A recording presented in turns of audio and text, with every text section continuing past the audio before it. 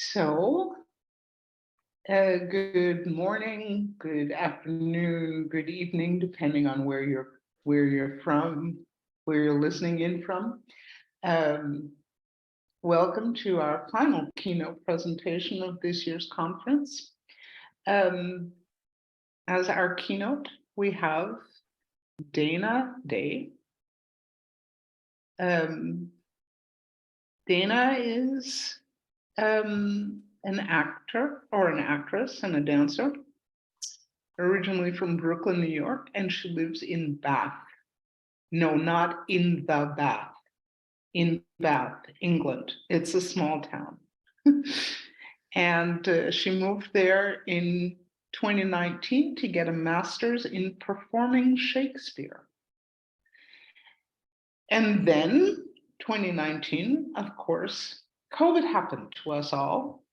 And Dana describes it this way: while stuck in the UK during COVID, I decided to create a theater company called Momentum Acts that finds ways to combine dance techniques with Shakespeare, creating a new subgenre of theater. And to hear more about this and to experience a bit of Dana's work, I will now turn things over to you, Dana. Thank you so much, Elisabeth. Hi, everybody. I hope everyone's having a great day so far. Before I get into the main thick of everything, I would like to share a sonnet with you. It's a sonnet that has a really strong meaning for me, and I will tell you about it right after I read it. In the old age, black was not counted fair, or if it were, it bore not beauty's name. But now is black beauty's successive heir, and beauty slandered with a bastard shame. For since each hand hath put on nature's power, faring the foul with art's false borrowed face, sweet beauty hath no name, no holy bower, but is profaned if not lives in disgrace.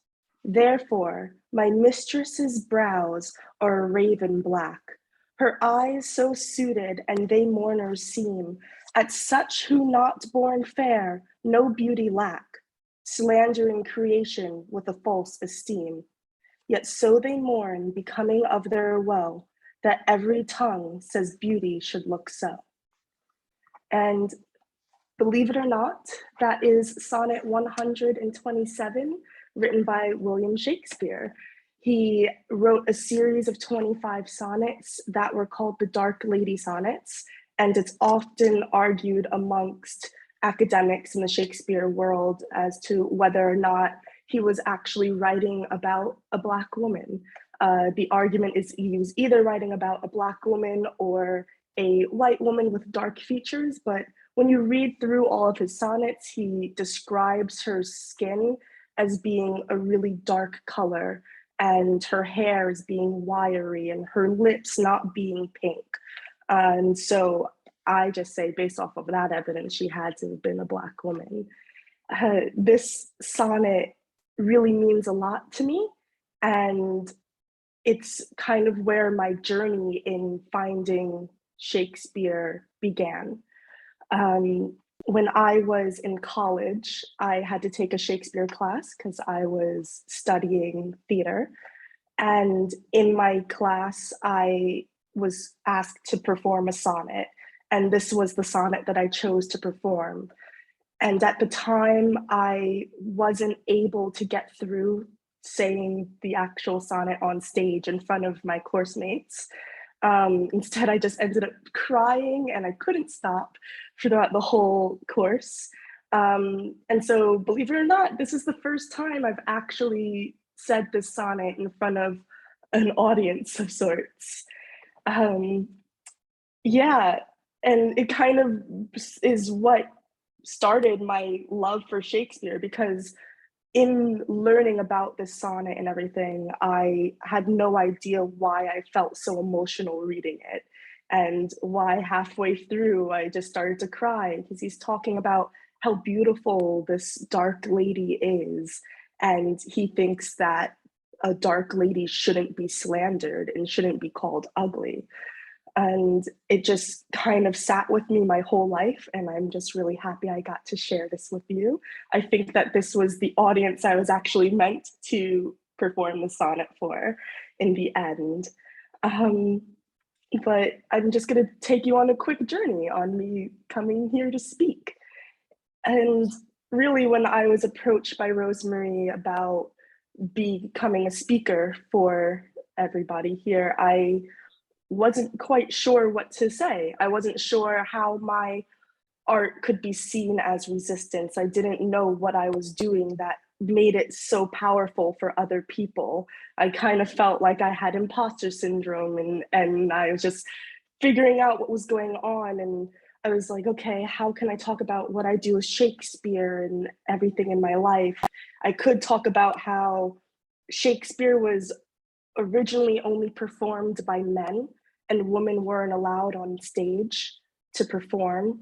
Or I could talk about how still to this day, not only do people believe that only men should be performing Shakespeare, but people do have a strong belief that only English people should perform Shakespeare's works.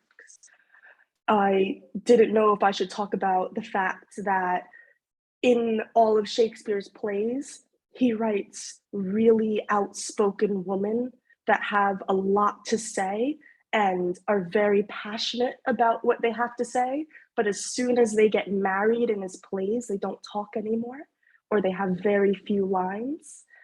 And I could also talk about how in Shakespeare's plays, he wrote specific scenes that were supposed to have dance, or specific scenes where actors would be more movement oriented. And at the end of his shows, historically, there would be a big dance that would happen. But I decided I'm going to talk about all of those things in a way by showing you pieces of a performance that I've created with my business partner. We created a show called Fateful Friendship. We are still in the research and development of it, so you're actually going to be watching clips from rehearsals that we have. It's not the finished piece yet, but it's a piece that we find is really important to show people and let people have a stronger understanding of what Shakespeare could become. We've taken 9 plays from his repertoire. We've ripped them all apart, taken lines all off, and put them back together again to create a completely new story. And we've created a story of 2 friends that are vastly different people who always seem to way to find each other. And they end up playing with magic and seeing different versions of their future. And yeah, and I just wanted to speak a little bit real quick about my business partner. My business partner and I, we found each other over here. We did the same course together, but we just gravitated to each other because we kind of felt like we didn't fully fit in the UK. Even though she is British, but she was born and raised in Botswana. So we kind of had this moment of, I don't really get the culture here, but we're just going to come together, and we've created this show that has so much to do with women and how strong they are, and friendship, and what friendship could mean to different people.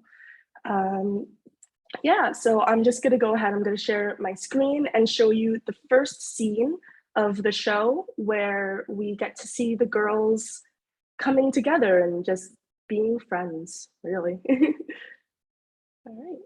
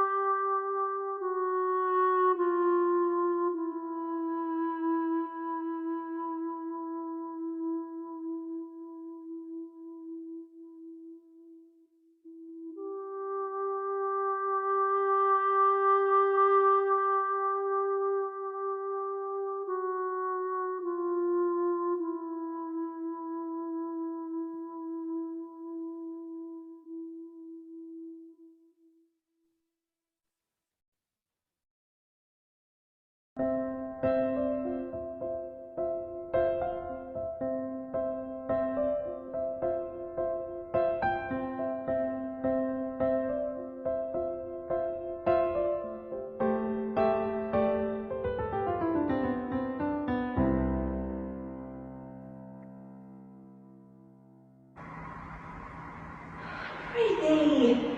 Rosalind, sweet my cousin be Mary. Dear Helen, I show more worth than I am mistress of. And would you yet that I would marry her? You must not learn me to remember any extraordinary pleasure. Here then, see thou must me not, when the full weight that I love thee. My dear Rose, my sweet Rose, be merry.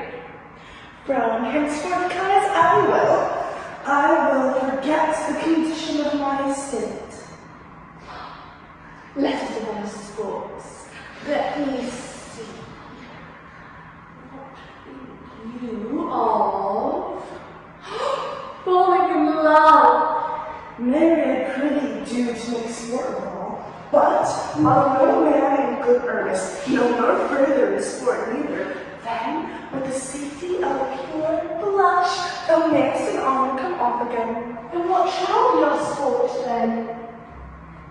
Round about the cauldron go. Indeed, without a name, I couldn't give it to me. I know a bank where the wild thyme blows, where oxlips and the nodding violets grow, quite over canopied with luscious woodbine, with sweet musk roses and angling time. There sleeps Titania, sometime of the night, lulled in these flowers with dances and delight. And there snake throws her enameled skin. Weed wide enough to wrap a fairy. Here I have a pilot's thumb, and pansies dance for thoughts to come. If you can look into the seeds of time and say which grain will grow and which will not, speak then to me. We two sisters, hands in hands, posters of the sea and land. Must we go about, Christ to thine and Christ to mine, Christ together to make up nine.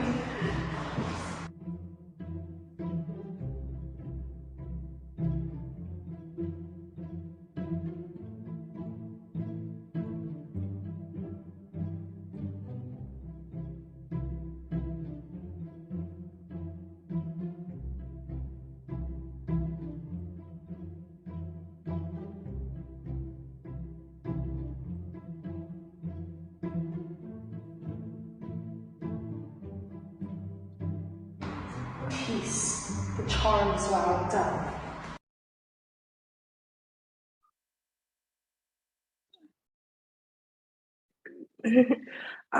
So yeah, that's just the first scene of the show that we created. And that's just kind of showing the relationship between the characters and what their friendship means and how they can be very playful. There are a few portions of that where you might have seen us slow down or something during the movement sections, and that's just because we had a director friend in the room that was just saying things to us in that moment. And we decided to just go over that voice moment with everything. I have a couple more scenes that I can show you. I have scenes 3 and 4, which are another larger portion, which goes from us being in our real world that you've already seen us in, and going into our magic world that we are creating. And like I said, this still are like research and development. We're still figuring out all the kinks to everything. And yeah, a lot of performers don't normally let other people into their rehearsals like this, just to let you know. So yeah, so 3 and 4, it's a transition between the worlds, and you'll get to see some of the feelings that the girls have towards being a woman in Shakespeare's world, basically. So I'm going to go on and share my screen again. There's going to be a lot of back and forth with the screen sharing, and show it to you guys.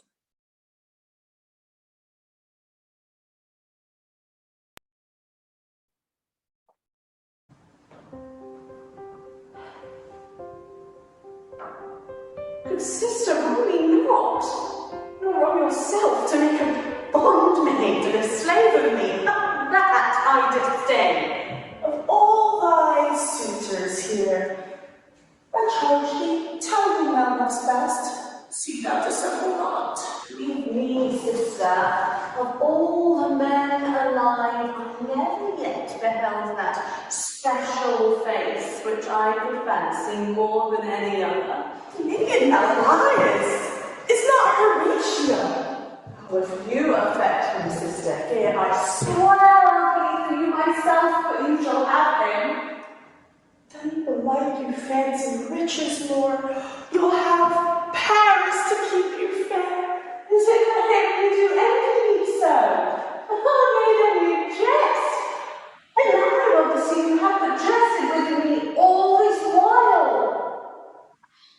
Let us sit, and not good hussar fortune from her wheel, but her gifts may henceforth be bestowed equally. I would we could do so, but thou don't mind and not most mistake and her gifts to women. True, those that she makes fair, she scarce makes honest, and those that she makes honest, oh, she makes very ill-favoredly. Now thou goest from Fortune's office to Nature's. Fortune reigns in the gifts of the world, not in the lineaments of nature. No. When nature hath made a fair creature, may she not by fortune fall into the mire? Though nature hath given us wit to flatter fortune, hath not fortune sent in visions of those foolish men to cut off our argument? Indeed, there is fortune too hard for nature. When fortune makes nature's naturals the cutters off of nature's wits. Peradventure, 'twas not fortune's work neither, but nature's, who perceiving our natural wits too dull to reason of such goddesses, had sent those visions for our whetstone. For always the dullness of the fool is the whetstone of the wits. I prithee, who's that thou lovest? Speak no more of this, will be whipped for taxation one of these days. The more pity that fools may not speak wisely, but wise men do foolishly. Come, sister, let us make an honorable retreat. Where's Cupid's flower? There's rosemary, that's for remembrance. We two sisters, hand in hand, posters of the sea and land. Thus do go about, thrice to thine, and thrice to mine, and thrice again to make up mine.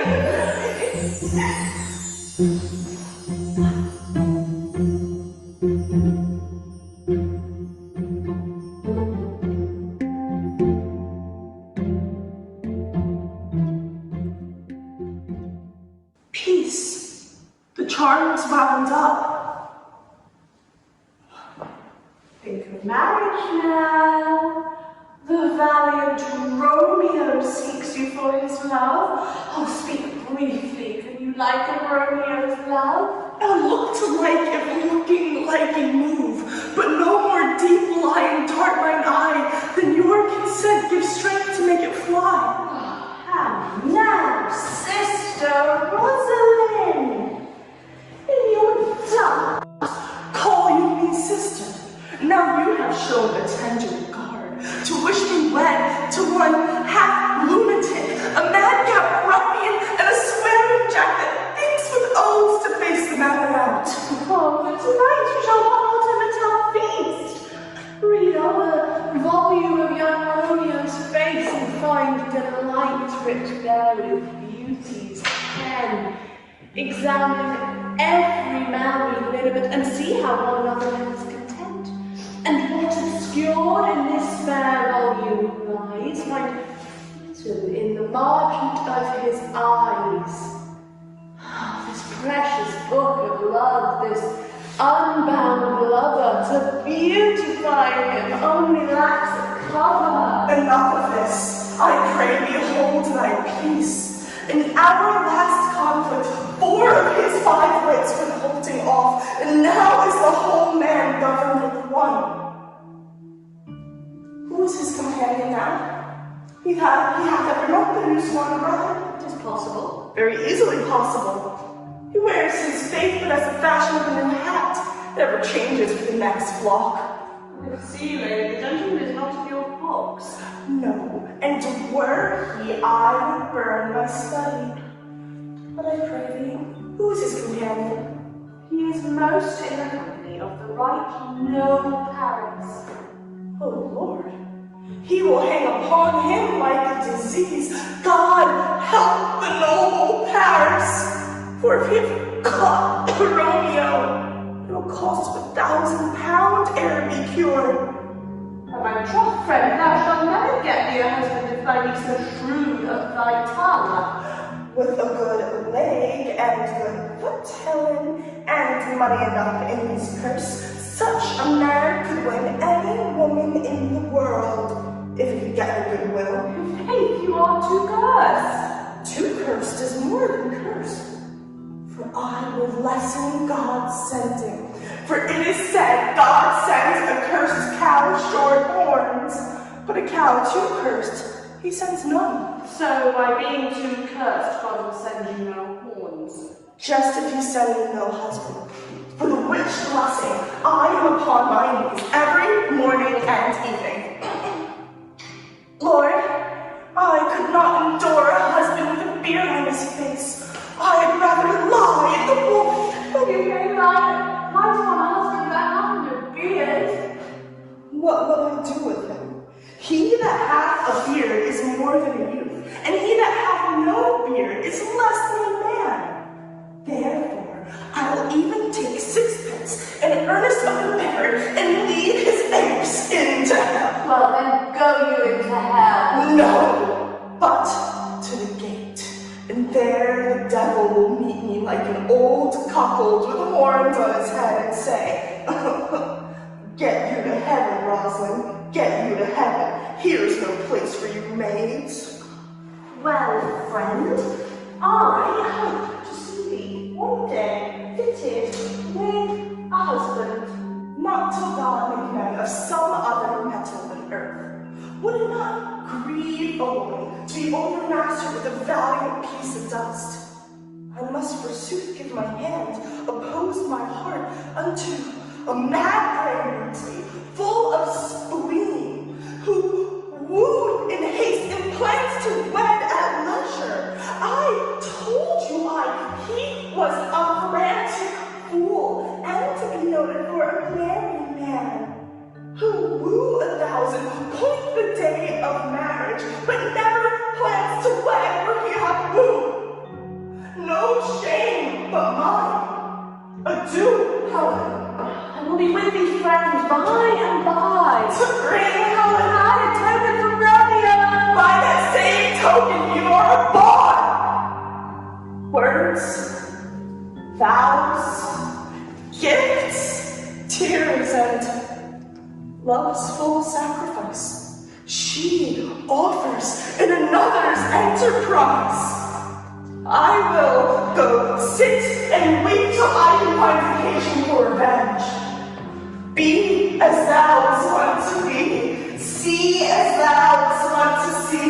Dian's bud or Cupid's flower hath such force and blessed power.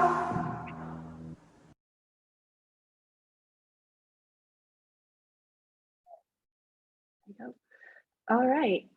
So that is basically showing we have a moment in our show before this where our audience gets to see us go into the magic world, and I have taken that out of this. We just didn't have time to film that for you. But we already have gone into the magic world, so you've just seen the two girls going into the real world again and back into the magic world, and that's where some of the movement comes from that you're seeing. The movement does stem from dance, British Sign Language, American Sign Language, and different physical theater techniques. And so that's why you'll see normal everyday gestures mixed in with some bigger things that may or may not make sense to you. Yeah, and it's just about the anger of having to get married and the magic kind of going into chaos in a sense. I have one last short clip to show you. It is just the final scene of the show. I'm sorry, I didn't realize how echoey the room that we were filming in was.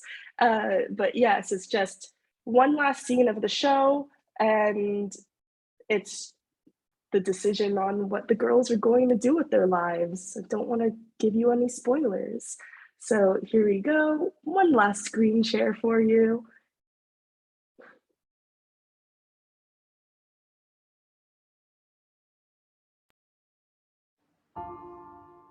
I have had enough of my vision.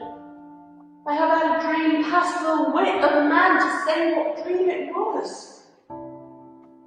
We have looked into the seeds of time, but which grain will grow and which will not? Oh, fortune, all men call thee fickle. Nature hath given us wit to flout at fortune. Hath not fortune made us fools? Oh, dear Rosalind, be not thou more aggrieved than I. Have more cause. Thou hast not, cousin. Really be careful. Shall we be sundered? Shall we part, sweet girl?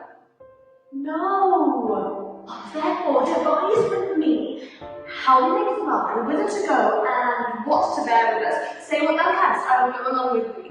Alas, what danger will it be to us, maids as we are, to travel forth so far? Beauty provoketh thieves sooner than gold. I'll put myself in poor and mean attire, and with a kind of umber smirch my face, the like between you, and so shall we pass by and never stir a sailors. A good persuasion. Therefore, hear me, Helen. I have a widow aunt, a dowager of great revenue. From here is her house remote 7 leagues. And she respects me as her only child. There, gentle Helen, may no suitors pursue us.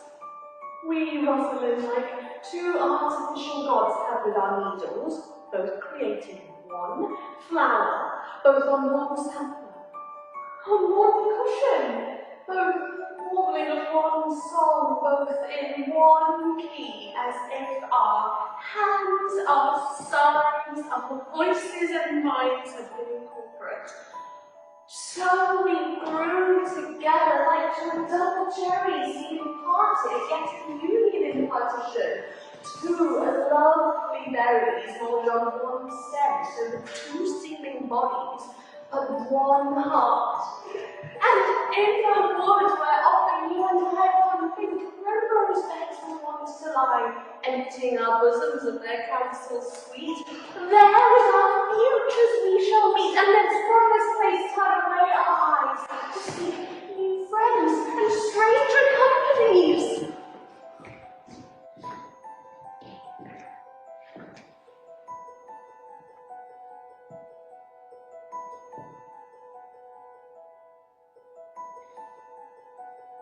Now my charms are all o'erthrown, and what strength I have is mine own, which is most faint. Release me from my bands with the help of your good hands, as you from crimes will pardoned be. Let your indulgence set me free.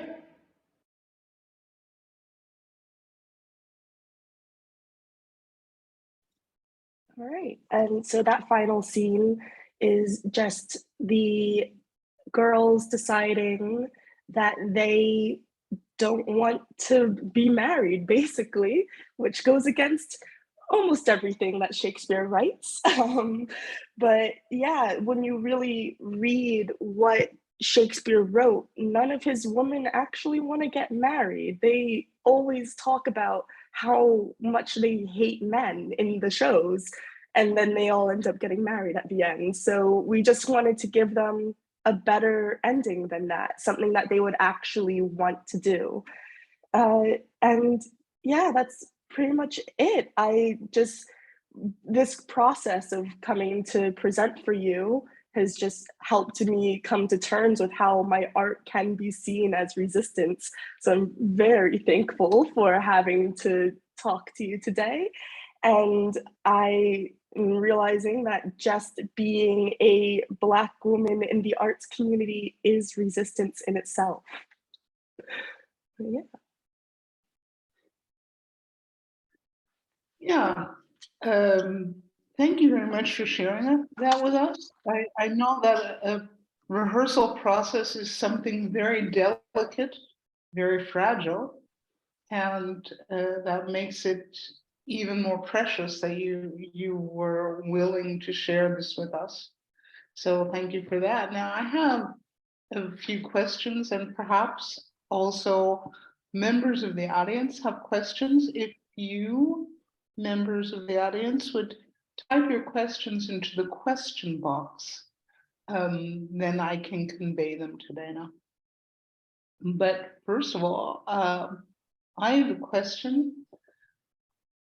What was something that showed you or signified acceptance of you as a Black woman performing Shakespeare?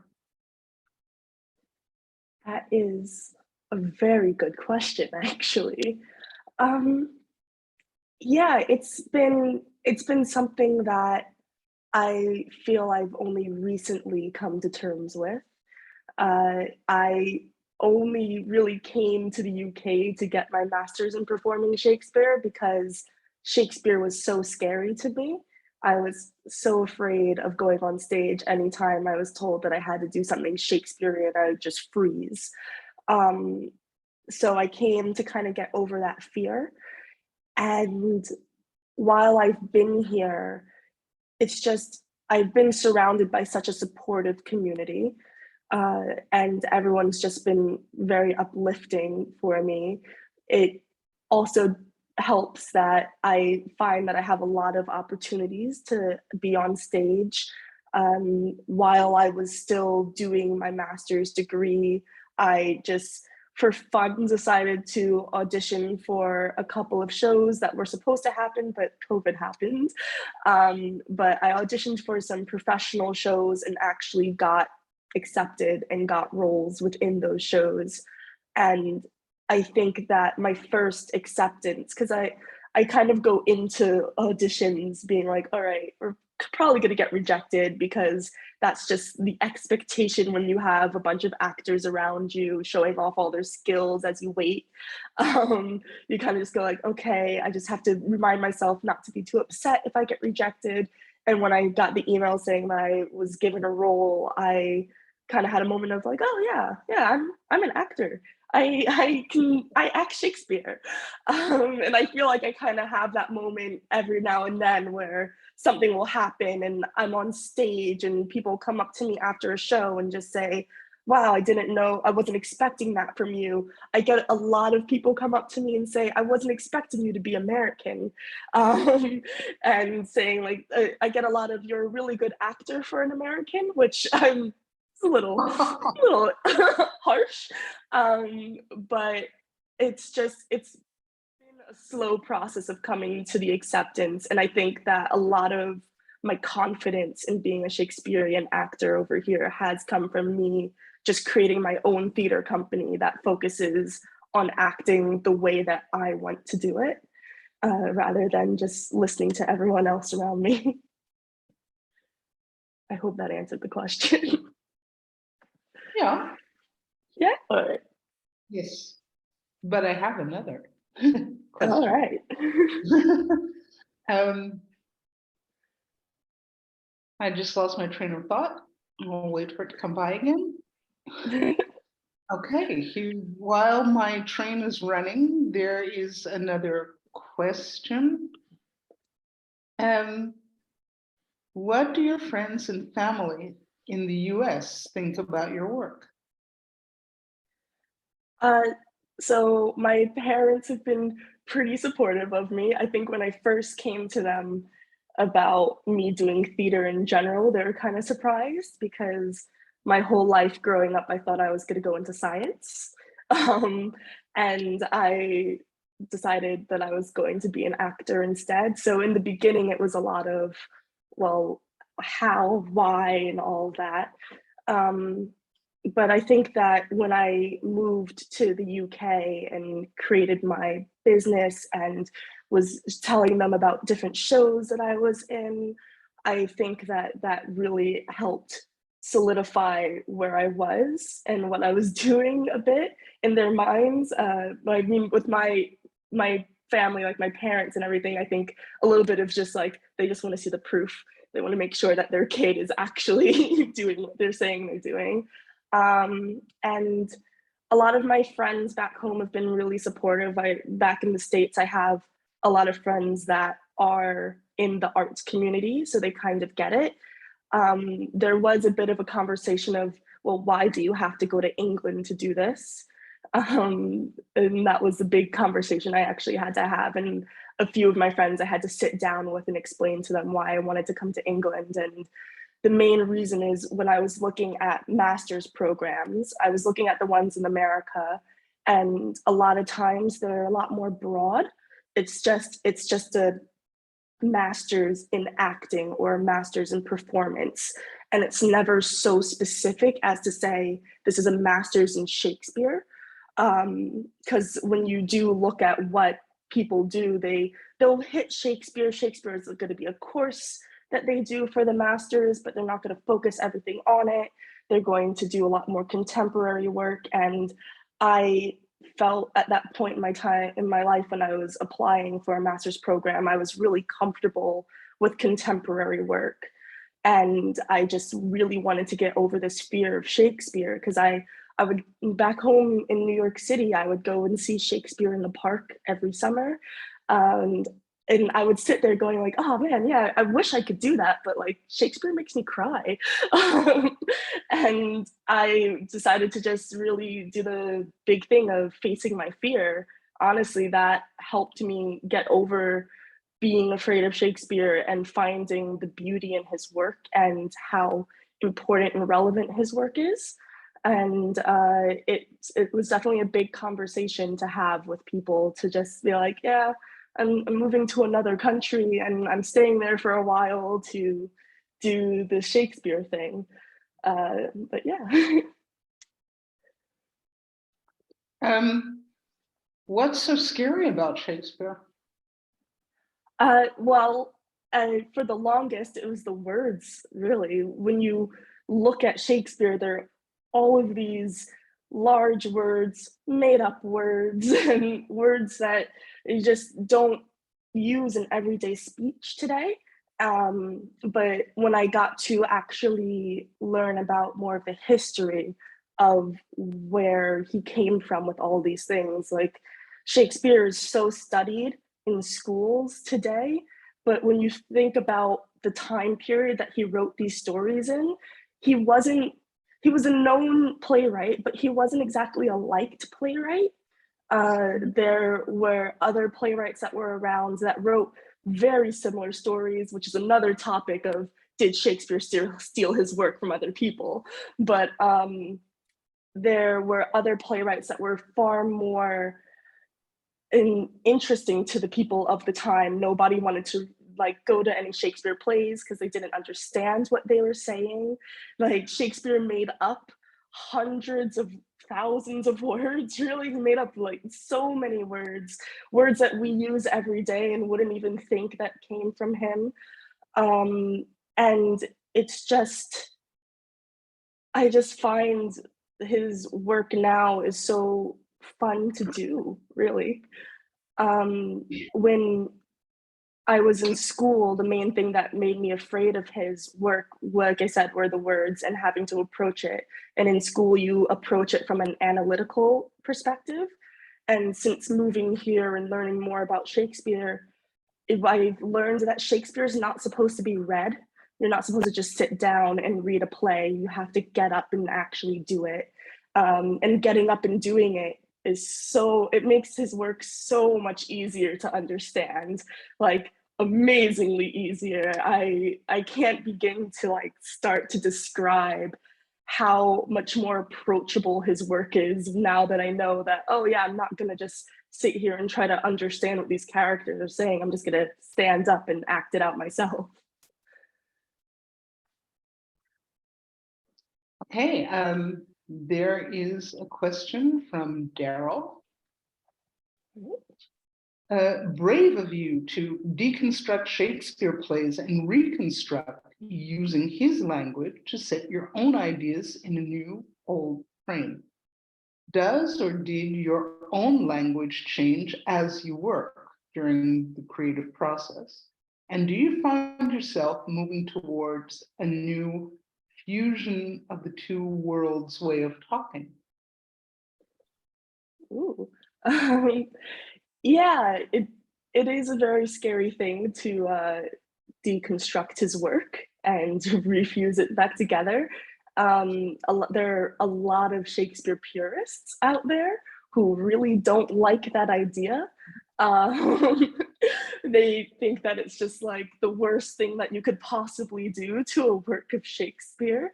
But then there are other people that think that that's probably what Shakespeare would have wanted, really, because he kind of, the reason why his work wasn't liked wasn't just because of the language, it was also because in that time period he had a more forward thinking way. Like his work was just a lot more modern in a sense. He didn't believe in certain things that other people believed in. He makes jokes about the things that were popular in his works. So yeah, that's kind of, I think that Shakespeare would be completely fine with all of this. But yeah, I'm just trying to remember what the rest of the question was now. Oh yes, so during the creative process, I do find that changing language is changing my personal language. I feel like changes a bit. I'll come home and just be like, oh, this shan't do, and I'll start using words that feel like they aren't everyday words that I should be saying in a sentence, but they are. And yeah, I find it's really hard to explain. I don't know how to. I feel like I think in like the way of Shakespeare's writing a lot. So I kind of have to do like an internal translation before I actually say something. And one thing that I find really interesting is putting modern day language into Shakespeare's work. So it does happen quite a bit to put our way of speaking into his work. And I would say that the best way that I personally have found to do it isn't to put it in the script. And his work allows for you to do a lot of ad libs.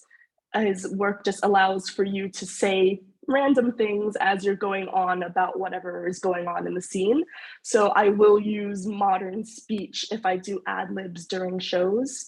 So there are more moments in this particular show that you saw scenes from where we're in the magic world. And when we're in the magic world, we can actually see and interact with the audience. And so there would be moments of ad libs because we have performed this before and we're just redoing it basically, but where we will make direct eye contact with an audience member. And while someone's giving a speech, you might be like, what are they talking about? I don't even know what's going on anymore. And like just having moments with the audience, which is really fun.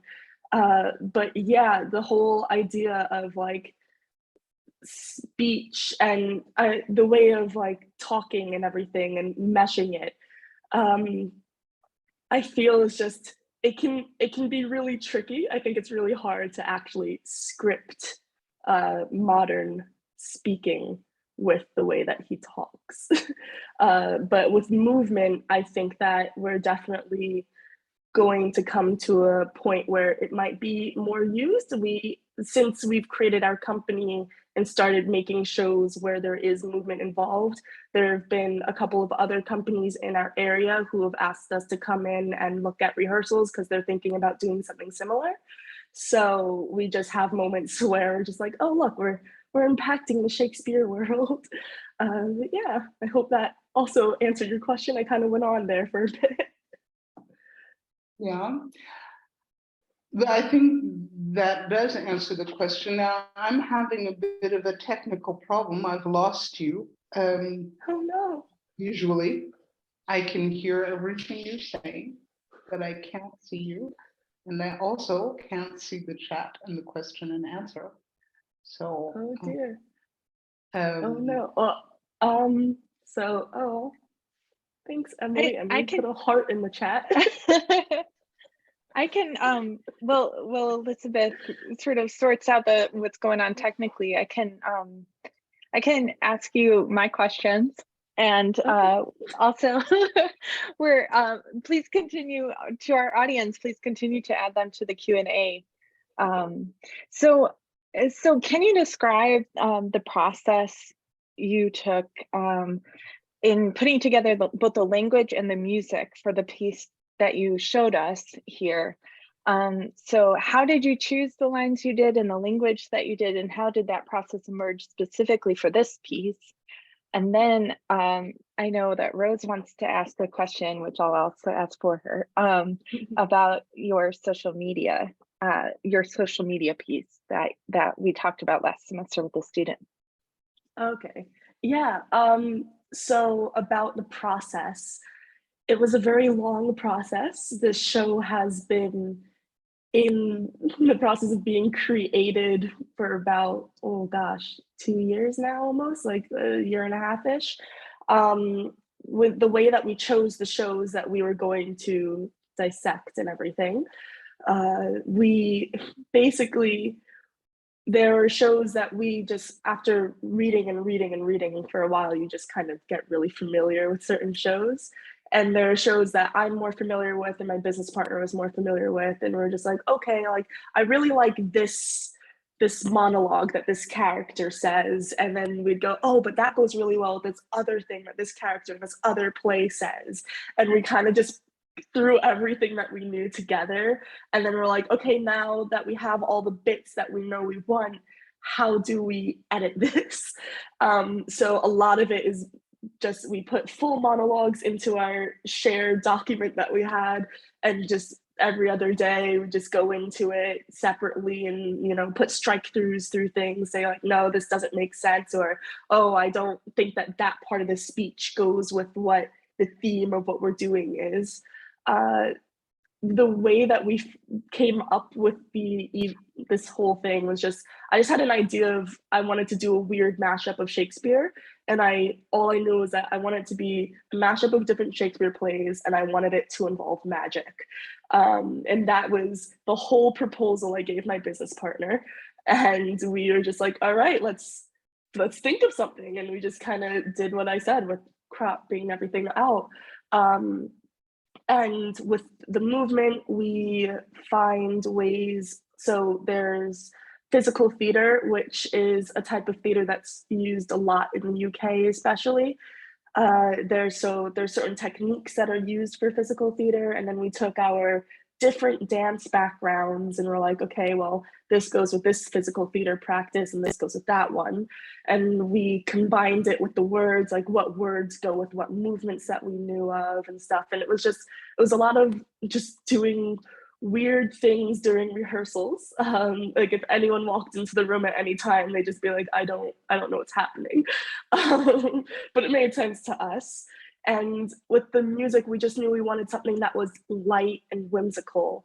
So we went on the free domain music websites and found light and whimsical music. But ideally, what we would eventually want the show to become would be to like actually commission someone to write music that goes with the show. But yeah, for now, we're just doing the free domain thing, mainly because paying for music is a lot. Yeah, does that answer your question on the process a bit? Absolutely. Thank you so much. And Elisabeth is back, so I'll turn things over to her again. Okay. Thank you for jumping in, Emily. So our question box is empty. I don't really know why, but I do have one more question for you. That would be, when you are creating, do you feel like you're creating a piece, a Shakespearean piece, or do you feel like Shakespeare is sort of pushing you along and supporting you to create your own piece? Ooh, yeah, I definitely feel like Shakespeare's definitely watching what we're doing. And there are moments where we'll do something in a rehearsal and I'm just like, no, I can feel Shakespeare rolling over in his grave right now. Like, I don't think that we should add this part in, or like we shouldn't do this or something like that. But for the most part, it feels like Shakespeare is watching what we're doing and is actually giving, you know, his approval for everything. He was seen as kind of like a weird guy that liked to do weird theater. So we definitely think that any version of his work that's not the traditional version that all the purists think that it should be. I think that Shakespeare would be like, oh yeah, that's really cool. I wish I thought about that. Like, I think that he would have loved the idea of actually having women be on stage during his time period if it wasn't illegal. And actually having like different, whatever few minority groups were in England at the time, but having Black people up on stage. And he definitely strikes you as the type of person that would just be like, yeah, this is pretty cool stuff that you're doing. And it doesn't really feel like, once you actually get into it, it doesn't really feel like I'm performing a Shakespeare piece. It's just part of who I am now. Yeah, I've just kind of become one with it in a sense. But yeah. Very nice. And 2 more questions popped up in the box. One, I see a parallel to sampling as accepted in music. How do you credit yourself, as author, or how? And what is then the title or the subtitle of the play? Yeah, so basically, we still credit Shakespeare as the author. We just say that it was edited by, or it was deconstructed by, and we'll actually just put that in with our advertising. We would never actually say that we wrote anything, just because it is his work. And although his work is of the free domain and you can do what you please with it, we don't want to take that credit because it's his words in the end. Yeah, and for this particular show, we've called it Fateful Friendship just because that's what it is in the end. But we do, whenever we write about it and stuff, we do say that it is a combination of 9 Shakespeare plays. And in our programs that we create, we list the plays that it samples. So it may not say it like on the poster or on the main advertisement, but we do give the credit where credit is due. Mhm. Yeah. Yes, and the second question is, how are younger people in the community reacting to your work? For example, BIPOC, middle and high school students, university students. Hmm. All right. Yeah, I would say that younger people seem to really like it. The reason why we kind of created our company the way that we have to do the movement and everything was to target younger audiences. And so we've had children come to our rehearsals who absolutely love it. We've done shows where kids are definitely very involved. We actually hold workshops with schools and get younger people involved in it. They seem to really like it because they just always see Shakespeare as this person that you study in school. So with younger kids, we've worked with kids that are even of the elementary school age that are just, 7 years old. And they think that it's a lot of fun because we make them do the fairy things where they get to run around and be magic and stuff like that. And then with older children, it's also just the idea of getting to move around and not have to sit at a desk and just read what's being taught, basically.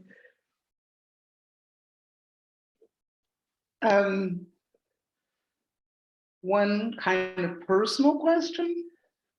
Who is your favorite Shakespearean character? Who do you enjoy playing the most? Oh, my favorite. So, that's a really, really good question. I would have to say that I've never played this character in full as in a show, but I would say Puck from Midsummer Night's Dream, because Puck is just so much fun to be. I did when I was doing my master's degree, we had to do a monologue, and I did my monologue as Puck. And I was saying my monologue as I was doing cartwheels and leaps and rolling around because Puck is just this nonstop ball of energy character to be, and is just, oh, he's just so mischievous. He's always getting in trouble, always doing something wrong, but always trying to fix his wrongs, and he's just great. And that actually makes me think of working with the kids, because we do a thing called Puck's Magical Adventure with them. So we teach them about different Shakespeare plays as we are Puck. And because Puck would just be that person that goes in and out of plays. Yeah, he's a lot of fun. Yeah.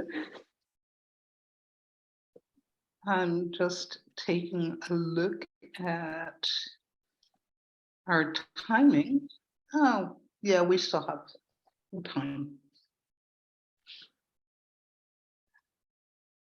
So you would like Puck? Yes.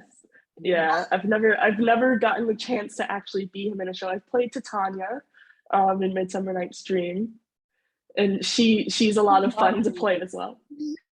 She's my favorite. Yeah, I really enjoyed playing Titania. Was an interesting one just because there's the whole falling in love with Bottom situation that happens. Yeah. Yeah, but yeah, she's a lot of fun. And yeah, there's so many different characters that just are so great for different reasons. Like when I did Romeo and Juliet, I played Mercutio, who is just another, I guess I just really like troublemakers in Shakespeare's plays. I'm finding a theme right now. But yeah, Mercutio is just also a lot of fun to be, and he's just, always pressing someone's buttons and getting someone in trouble and just kind of being like, it's all good, I'm royalty. So, yeah. About troublemaking, Dana, can you please tell our audience about your social media play? Oh, yes. So I did Othello.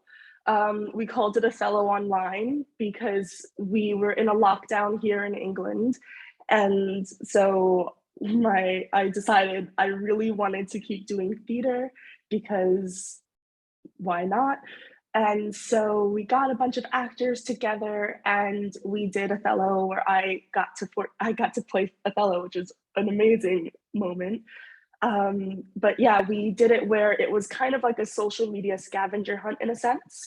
So each main character had a Facebook page, an Instagram, they had Snapchat, they had Twitter, and different characters would post every day. So it would either be posts of video calls that happen between different characters, or posting just, ranting online, doing angry things. We had things in the play that are usually cut out and we decided to keep it in.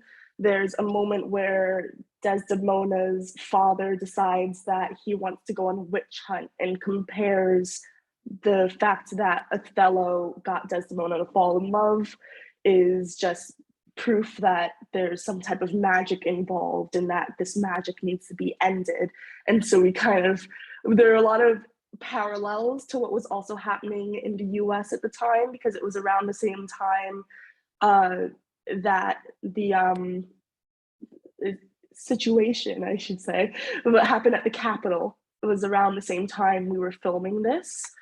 And so we had characters that did have more of like a Blue Lives Matter type of vibe to them, such as Iago and stuff like that. We very much related what happens in Othello to what was happening in the world at the time. And we showed that with the fact that we were all doing Zoom calls. That was the only way for us to communicate. But there are also all of these bigger, more political things that are happening. And because social media is just the thing that everyone was getting their news from at the time, we're just like, yeah, let's make it a social media play. And so it was kind of up to our audience how they got to view the show. If they were only following Desdemona on all the social media, they would only have seen the show break down from her point of view. If you only followed Iago, you would only see the show break down from Iago's point of view. So we did have people that just chose to follow only one character. Some people did choose to follow all of the characters online. But it was really interesting hearing back from people that were watching the show, and they're just like, oh yeah, I followed Emilia, who is in a sense a main character, but she's also not the biggest character in the show. But like people that were only following Emilia online are just like, oh yeah, watching it from her point of view kind of makes like things seem a lot more dire in the end and stuff like that. But yeah, it was just a lot of fun, and it was a very different thing to do.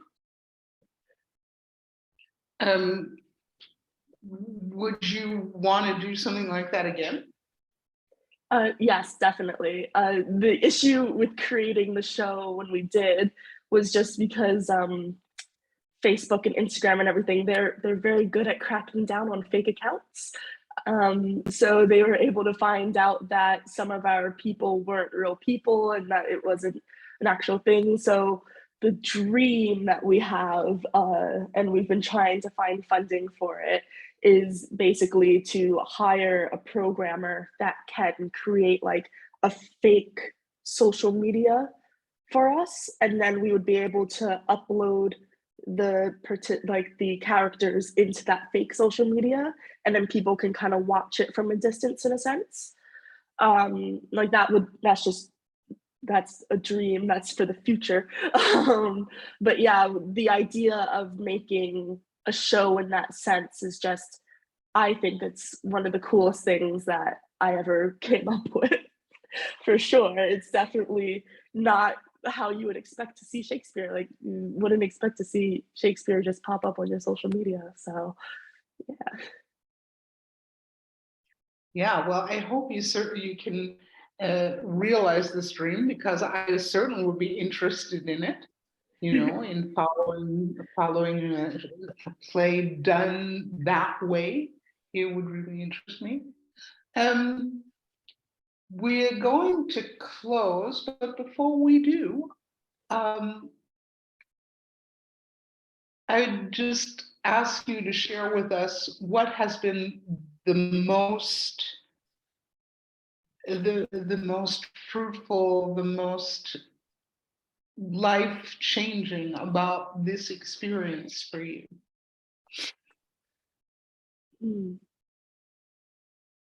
Yeah, the most life-changing part of all of this is just kind of realizing that I'm so much more than just an actor, and realizing just how far doing these types of things, like just the people that it can reach. Because I never expected people to come up to me after a show telling me how, oh, the storyline that you've created, it reminds me of these things that are happening in my world, or people that were from other countries that have seen shows that I've seen have come up to me saying like, I never knew who Shakespeare was until you did this, and it's really fun to watch, and it makes me think of this thing from the country that I'm from. And it's just honestly just been so fulfilling to create this type of art that's just seen in a completely different light, and getting people to kind of fall in love with Shakespeare. Because a lot of people I talk to about doing this, they're just like, oh, I would never even think about Shakespeare. I hated reading Shakespeare in school, and then they come to a show and they're just like, oh, okay, Shakespeare's pretty cool. I just like that moment of getting people to realize just like how deep this work can go, and just see that there's so much more to it than just some actors on stage. Well, thank you very much, Dana, for showing us part of your work and for answering the questions so openly. And of course, I and we all wish you all the best in your future work. I'm going to be watching Facebook like a hawk to see if there's something coming up from some Shakespearean character that I've heard of. Yeah, then I'll just say enjoy the rest of your day. And we hope to be hearing from you and your beautiful work. Oh, thank you. Thank you so much for having me.